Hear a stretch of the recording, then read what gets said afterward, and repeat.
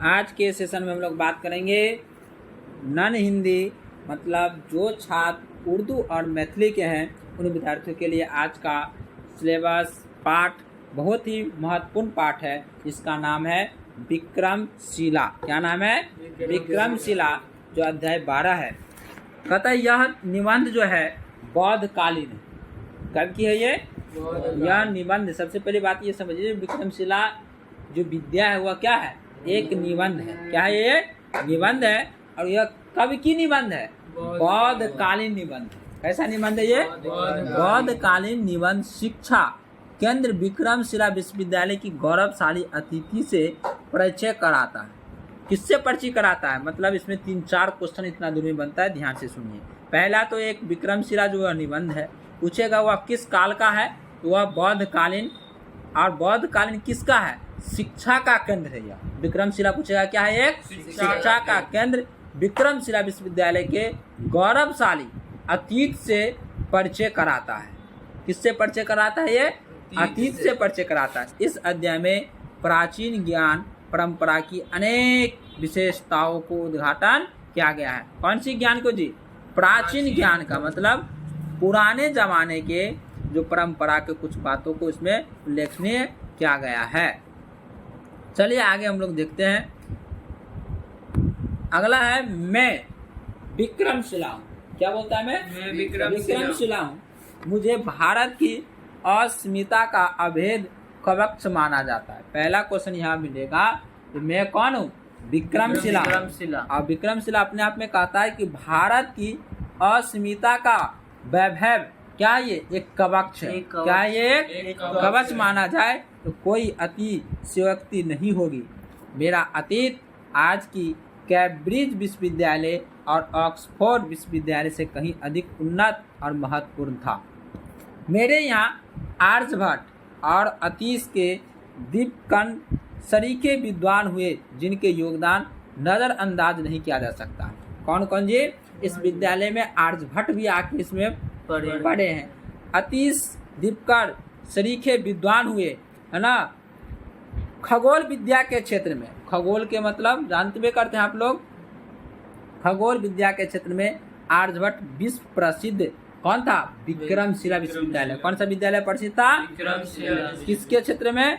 खगोल विद्या के क्षेत्र में। किसके क्षेत्र में? जबकि अतीश दीपकर ने तिब्बत में, कहाँ पे? तिब्बत में बौद्ध धर्म का प्रचार प्रसार किया, लामा संप्रदाय की शुरुआत की। और वह जो कौन थे? दीपकर, अतीश। कौन थे जी? अतीश दीपकर ने वह कहाँ पर बौद्ध धर्म का प्रचार प्रसार किया? तिब्बत में किया। कहाँ पर किया? तिब्बत में बौद्ध धर्म का प्रसार किया। और वह जो है प्रसार किया और उसके बाद लावा संप्रदाय का शुरुआत कर दिया था। कौन सी संप्रदाय का शुरुआत किया था? लावा संप्रदाय की। पूछेगा किसने शुरुआत किया? तो दीपकर ने। किसने किया था? अतीश दीपकर ने उसको जो है शुरुआत किया था। हो सकता है शॉर्ट नाम में आपको दीपकर दे दे या तो अतीश दे दे। ठीक है, याद रखिएगा। अगला है आधुनिक भागलपुर जिला में। कहाँ की बात करता है? आधुनिक का मतलब होता है वर्तमान में। कब की बात है? वर्तमान में। इधर ध्यान से सुनो, उसको अभी नहीं देखो। आधुनिक मतलब वर्तमान में भागलपुर जिला में। कौन सा जिला में? भागलपुर जिला में प्राचीन अंग महाजन पद के नाम से लोकप्रिय है। प्राचीन अंग जो है किसके नाम से है जी? महाजन पद के नाम से वह लोकप्रिय है। के कहलगांव थाना क्षेत्र। कौन सी थाना के क्षेत्र में आता है जी? कहलगांव थाना क्षेत्र आता है। और जिला बात करेगा तो वह भागलपुर। पोस्ट उसका पत्थरघट्टा। पूछ सकता है पोस्ट कहाँ है? पत्थरघट्टा के एक छोटे गांव से अतीन चक में 8वीं शताब्दी के मध्य मेरा अभिभार पाल वंश के सर्वाधिक प्रतापी राजा धर्मपाल के संरक्षण में हुआ था। मतलब धर्मपाल जो थे वो किस वंश के प्रतापी राजा थे? वह जो थे पाल वंश के। कौन सी वंश के? पाल वंश के सर्वाधिक प्रतापी राजा थे। कौन? धर्मपाल। इनके संरक्षण की बात समय में ही 18वीं शताब्दी में। कब की बात हो रहा है? 18वीं शताब्दी के मध्य में यह जो हुआ था। इसके बाद आप लोग समझ गए। जो थाना पूछेगा तो कहलगांव, पोस्ट पूछेगा पत्थरघट्टा, और जिला पूछेगा वह भागलपुर है। और ये जो प्राचीन अंग जो थे महाजन पद, कौन सा पद है? महाजन पद के नाम से वह काफी लोकप्रिय हुआ था। अब धीरे धीरे मैं अपनी बौद्धिक शक्ति के ही बदौलत अंतर्राष्ट्रीय क्षितिज पर छा गया।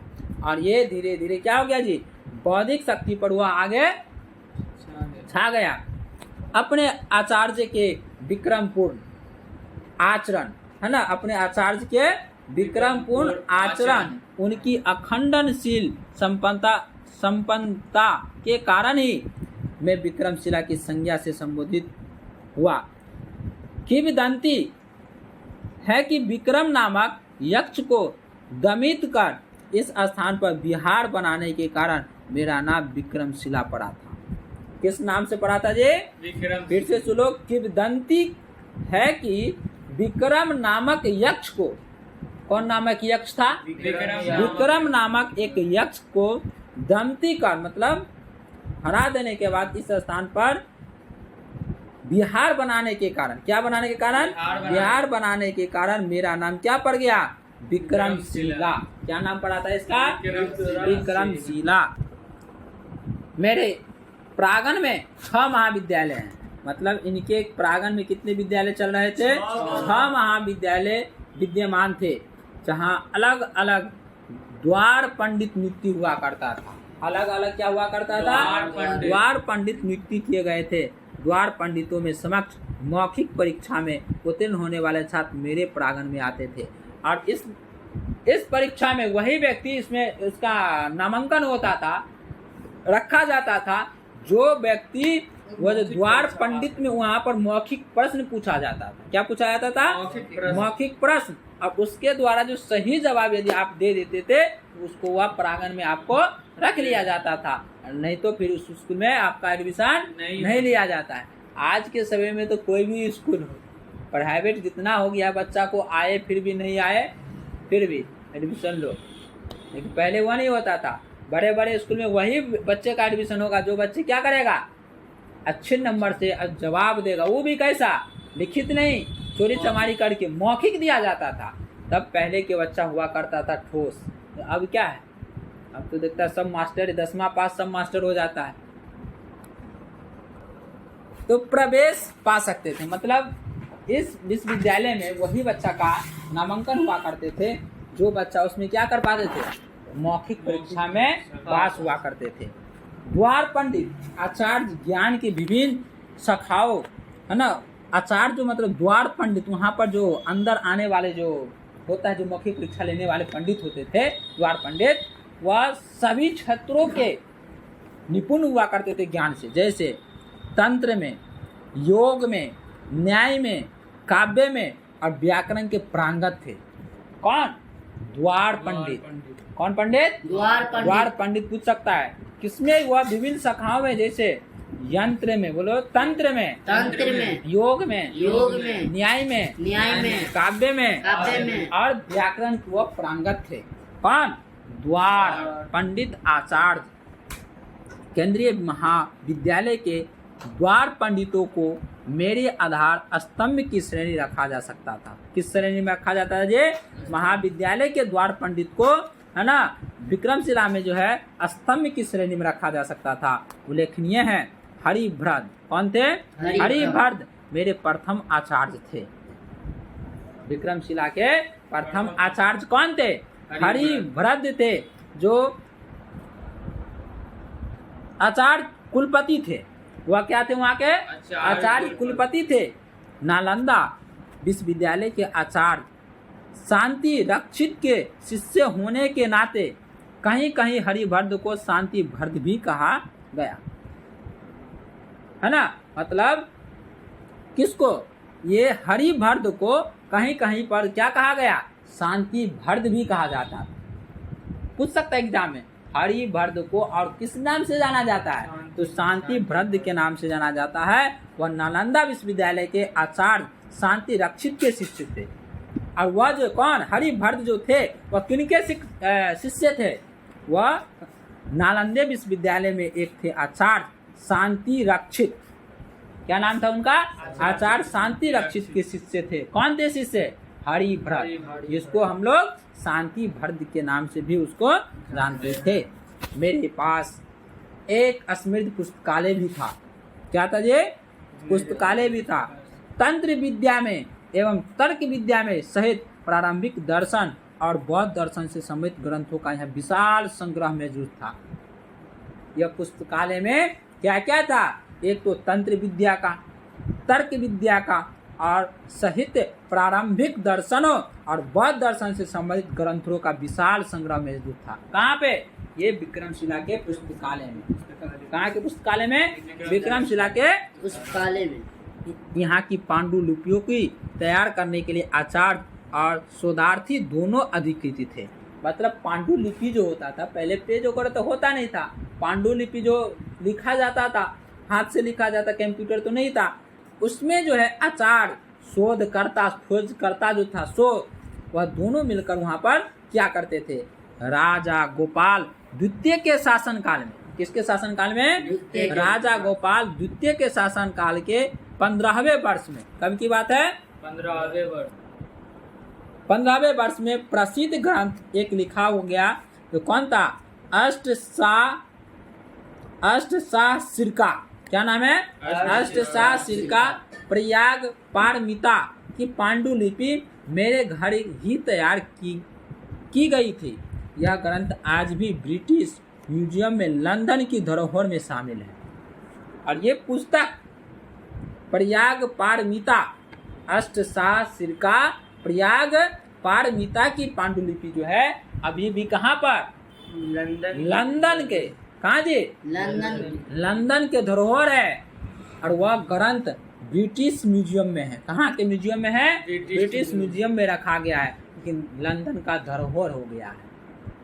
जैसे हम लोग रामायण, आप लोग उर्दू को मानते हैं ना, उसी प्रकार वह व्यक्ति वहाँ पर लंदन के रहने वाले लोग धरोहर उसको मान रहा है। दान, शील, धैर्य, वीर्य, ध्यान और प्रयाग पारमिता के प्रमुख अंग थे, जिनमें प्रांगत होना मेरे उद्देश्यों में शामिल था। उपाय, कौशल्य, प्राणिधान, बल एवं ज्ञान को मिलाकर कुल 10 पारमिताओं में प्रांगत होना अपने आप में साधारण बात नहीं था। कितने में प्रांगत थे? 10 गो में। किसमें जी? 10 गो में। 10 पारमिताओं में प्रांगत होना कोई साधारण बात नहीं। यह मनुष्य की पूर्ण महामानव की प्रक्रिया है जो मेरी गरिमा के चरम परिणित करती है। 10वीं 11वीं सदी तक में पूर्वी एशिया का एक उत्कृष्ट शिक्षा केंद्र बन चुका था। क्या बन चुका था जी? विक्रमशिला विश्वविद्यालय जो है 10वीं और 11वीं सदी में, कब की बात हो रही है? 10वीं और 11वीं सदी में। कहाँ की? पूर्वी एशिया की। कहाँ की? पूर्वी एशिया का एक उत्कृष्ट शिक्षा केंद्र बन चुका था। पूर्वी एशिया का कैसा बन चुका था? यह उत्कृष्ट शिक्षा केंद्र बन चुका था। समय, ज्ञान दान परंपरा में मेरा कोई सानी नहीं था। मेरे प्रांगण परिवेश में प्राथमिकता वैसे विद्यार्थियों को ही दी जाती थी जो मेरे पूरे सत्र में नियमित उच्च शिक्षा और शोध कार्यों के आकांक्षी हुआ करते थे। मतलब इस महाविद्यालय में उसी बच्चे को एडमिशन रखा जाता था जो बच्चा वह पूरे नियमित वहाँ का जो नियम कानून है उसके अनुसार वह शिक्षा को ग्रहण करता था, जो शोध कर सकता था, उसी बच्चे को रखा जाता था। अब की बच्चे को नहीं एडमिशन करा लिया और घर पर पढ़ रहा है, घर पर घूम रहा है, ऐसे बच्चों को नहीं। पहले वहीं पर सब कुछ करना पड़ता, वहीं रहना पड़ता था। समझ रहे कि नहीं समझ रहे हैं? आकांक्षी होते थे। प्रत्येक नवागत विद्यार्थियों को कुछ समय के लिए भिक्षु वर्ग में रहना पड़ता। नवागत का मतलब जो नया बच्चा हुआ करता था, जो नए नए आते थे, उन विद्यार्थियों को कुछ समय के लिए कहाँ पर रखा जाता था? भिक्षु वर्ग में। कौन सी वर्ग में? भिक्षु वर्ग में रहना पड़ता था। फिर आचार्य अपने शिष्यों को पुत्रवंत क्या करते थे? पुत्रवंत मान उसे बौद्ध सिद्धांतों का परिचित कराते थे। कुछ दिनों के बाद भिक्षु वर्ग में रखने के बाद उसको जो आचार्य हुआ करते थे वो शिष्य को पहले पुत्रवत बनाते थे, मैंने अपने पुत्र के समान उसको मान उसे बौद्ध सिद्धांतों को परिचित कराते थे ताकि मेरे उच्च दर्शों पर खड़े उतर सके। मेरा छात्र होना ही अपने आप में गौरव की बात है। जो फल्ला मास्टर का विरसा है, ये गौरव की बात है उस समय का। तो ये इस आचार्य के बच्चे शिष्य हैं। यहाँ के नामांकित छात्र देश विदेश में मान सम्मान की स्वतः हकदार हो जाते थे। जो विक्रम विश्वविद्यालय में पढ़ता था, बाहर कहीं जाता था, सुनता था, जो विक्रम विश्वविद्यालय में पढ़ता है वहाँ का जो ये सुनकर उसको आश्चर्य होता था, उसका मान सम्मान क्या हो जाता था, बढ़ जाता था। जिस पर राज दरबारों में यहाँ के आचार्यों और विद्यार्थियों को विशेष सम्मान मिलता था। और राज दरबार जो पहले चलता था उसमें यहाँ के आचार्यों को और विद्यार्थियों को क्या मिलता था जी, सम्मान काफी मिला करते थे। तंत्र विद्या के अतिरिक्त व्याकरण, न्याय, सृष्टि विज्ञान, शब्द विद्या, शिल्प विद्या, चिकित्सा विद्या, सांख्य, बेसिक्स, आत्मविद्या, अध्यात्म विद्या है, विज्ञान, जादू, चमत्कार विद्या मेरे पाठ्यक्रम के प्रमुख अंग थे। कितने विद्या जी, जितने विद्या भी पढ़ाए हैं, ये इतने विद्या क्या है वहाँ का प्रमुख अंग था। कक्षा की व्यवस्था और उसके समय निर्धारण के लिए अलग से आचार्य नियुक्ति हुआ करते थे। किस समय कौन सी क्लास होगा, कौन बच्चे यहाँ पढ़ेगा, ये सब करने के लिए एक अलग से आचार्य हुआ करता था। अध्यापन का माध्यम संस्कृत भाषा में था। पूछ सकता है अध्यापन का जो माध्यम था, जैसे हम लोग अभी कौन सी भाषा में पढ़ रहे हैं, हम लोग का पढ़ हिंदी है, हम लोग का कौन सी भाषा है, हिंदी भाषा। उसी प्रकार उस समय का जो भाषा हुआ करता था, कौन सा भाषा हुआ करता था, संस्कृत हुआ करता था। क्या हुआ था, संस्कृत माध्यम था संस्कृत पढ़ने का। कुछ भी पढ़ता था तो संस्कृत में पढ़ेगा। वर्तमान में सरकार की सकारात्मक सोच और पुरातात्विक विभाग के अथक प्रयास से मैं वर्षों गुमनाम रहने के बाद, क्या रहने के बाद, गुमनाम रहने के बाद एक बार फिर सुर्खियों में आ गया हूँ। पुरातात्विक खखन में मेरे प्राय सभी इमारतों की प्राप्ति हो जाने की आशा प्रबल हो गई। यहाँ 50 फीट ऊंची, कितने फीट ऊंचे, 50 फीट ऊंची और 73 फीट चौड़ी इमारत रूप में प्रधान चैत्य प्राप्त हुआ था, है ना। पूछ सकता है वहाँ का जो इमारत है वो कितनी ऊंची थी, 50 फीट। चौड़ी कितनी थी, 73 फुट थी। जो इमारत के रूप में प्रधान चैत्य प्राप्त हुए। 4.5 फीट की भूमि स्पर्श मुद्रा में, कितने फीट की भूमि, 4.5 फीट की भूमि स्पर्श मुद्रा में भगवान बुद्ध की प्रतिमा प्राप्त हुई। किसकी प्राप्ति हुई, भगवान को इसका बुद्ध की प्रतिमा प्राप्त होती है। पूर्वी और पश्चिमी भवन में पद्मासन पर बैठे, किस पर बैठे हुए बुद्ध भगवान, पद्मासन पर बैठे। अब लेक्तेश्वर की कांस्य मूर्ति मिलता है।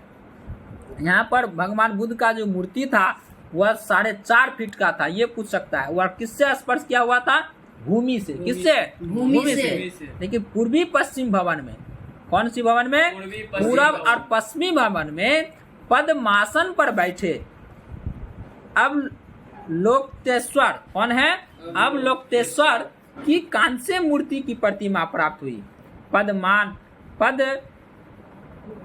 पद्म पानी एवं मैत्री की प्रतिमा भी मिली। किसकी प्रतिमा मिली, पद्म पानी एवं मैत्री की भी प्रतिमा मिली। कुछ क्षतिग्रस्त सीले भी प्राप्त हुए, मतलब जो टूटा फूटा था। एक सील का सत्यापन वीर वर्ज से किया गया। किससे किया गया, वीर वर्ज से किया गया। किससे किया गया जी, एक सील का जो किया गया वह वीर वर्ज से किया गया। और खुदाई का काम अभी भी प्रारंभिक अवस्था में है। और खुदाई का काम भी क्या है, अभी भी प्रारंभिक चल रहा है। अनेक महत्वपूर्ण वस्तुओं के प्रकाश में आने की संभावना है। और अनेक महत्वपूर्ण वस्तुओं को प्रकाश में क्या है, आने की अभी भी संभावना है। बढ़ती जा रही है। 10,000 छात्र, कितने हजार छात्र, 10,000 छात्र, 1,000 अध्यापक जहाँ रहे हो। कितना छात्र, 10,000 छात्र और 1,000 अध्यापक जहाँ रहे हो। उनकी भव्यता एवं विशालता के संबंध में कहना ही क्या, वास्तव में कई दृष्टिकोण से में एक अद्भुत एवं अलौकिक विश्वविद्यालय था, है ना जी। 13वीं सदी के आरंभ में तुर्की का आक्रमण हो गया था। किसका आक्रमण हो गया था जी, तुर्की का। 13वीं सदी के आरंभ में जो ही तुर्की के आक्रमण के कारण मेरा सर्वनाश हो गया। किसका सर्वनाश हो गया, विक्रमशिला का। किसका नाश हो गया था, विक्रमशिला का सर्वनाश हो गया। भ्रमवश किला समझे जाने के कारण ही मेरा हर्ष हो गया। मतलब लोग जो थे वह तुर्की जो था उसको क्या समझ गया, विश्वविद्यालय को किला समझ गया। क्या समझ गया, किला है, और किला समझकर उस पर आक्रमण कर दिया। तबकात ए नासिर, कौन है किताब का नाम, तबकात, क्या नाम है, तबकात ए नासिर नामक ग्रंथ में मेरे विध्वंस का जीवंत वर्णन उपलब्ध है। पूछेगा विक्रमशिला विश्वविद्यालय का विध्वंस का जीवंत कौन सी किताब में उपलब्ध है, तो वह कौन से किताब ग्रंथ का क्या नाम है, बोलो तबकात ए नासिर, इसमें उपलब्ध है। धर्म स्वामी नामक एक तिब्बत लामा ने मेरे पतन का वर्णन अत्यंत किया। मतलब धर्म स्वामी नामक एक तिब्बत के रहने वाले थे, कहाँ के रहने वाले, तिब्बत के रहने वाले लामा ने मेरे पतन का वर्णन के अत्यंत मार्मिक तरीके से वह वर्णन किया। उसमें आप जब कभी भी शैक्षणिक परिभ्रमण पर मन बनाए तो मेरे आंगन में जरूर पधारें, ताकि मेरे सोए हुए अतीत करवट ले रहे वर्तमान बोए जा रहे भविष्य के अदृश्य बीज के बारे में विस्तृत जानकारी प्राप्त कर सके। ये आपको पता है किसके द्वारा, पा उ बी स हम लोग पढ़ते हैं, याद रखिएगा शॉर्ट में, लेकिन इसका मतलब जो होता है पाठ्य पुस्तक विकास समिति के द्वारा लिखा गया है। तब तक के लिए यहीं पर हम चैप्टर को समाप्त करते हैं। अगले लेक्चर में हम लोग विक्रमशिला विश्वविद्यालय से संबंधित ऑब्जेक्टिव को देखेंगे और सब्जेक्टिव ऑब्जेक्टिव अभी दोनों को देखें, ताकि आपको आगे याद करने में भी दिक्कत नहीं हो। और कहानी को सुनने से ये ज़्यादा फायदा ये होता है, ऑब्जेक्टिव और सब्जेक्टिव यदि एग्जाम में कहीं से पूछ दिया हम लोग को आसानी से बन पाता है। तब तक के लिए नहीं पर वीडियो को समाप्त करते हैं। धन्यवाद।